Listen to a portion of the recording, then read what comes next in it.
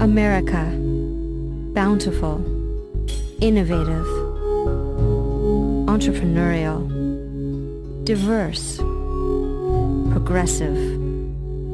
Sick? Americans get sick more often than Europeans and people in other industrialized countries, and they're getting sicker. Since the mid-90s, the number of Americans suffering from at least 3 chronic illnesses nearly doubled, and America's international ranking for infant mortality and lifespan also plunged. There are many reasons why this is taking place.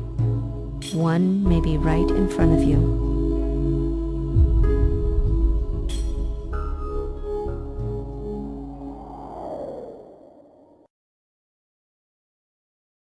Over the past 20 years, there's been an almost logarithmic increase in a whole series of chronic illnesses. The things we're seeing today aren't normal.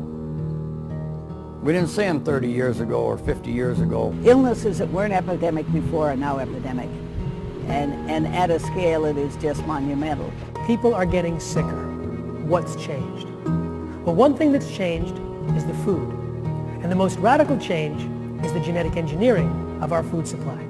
We have gone from food in its whole food form to food undergoing a scientific experiment. We have hundreds of millions of acres of genetically modified crops that have been planted in the United States, and yet most people are not aware. Obama's USDA is owned by the biotech just as much as every previous administration. And if we don't do anything, like within a decade, every single major crop with any significant market size is going to be genetically modified, and we're not going to know it.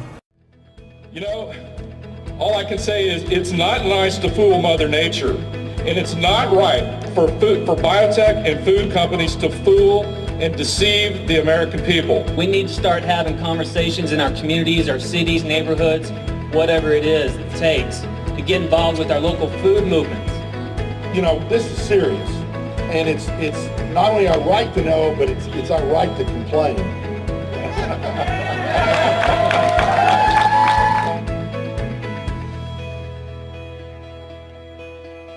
Let food be thy medicine.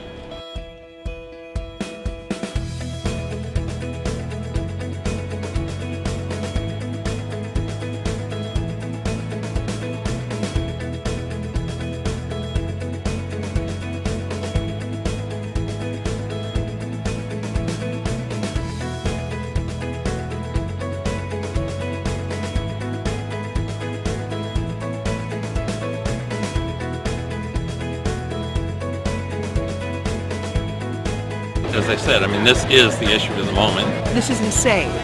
It violates people's rights. It violates basic principles of a marketplace where you have to have information to make decisions. And it's dangerous because the studies that have been done show a lot of health effects.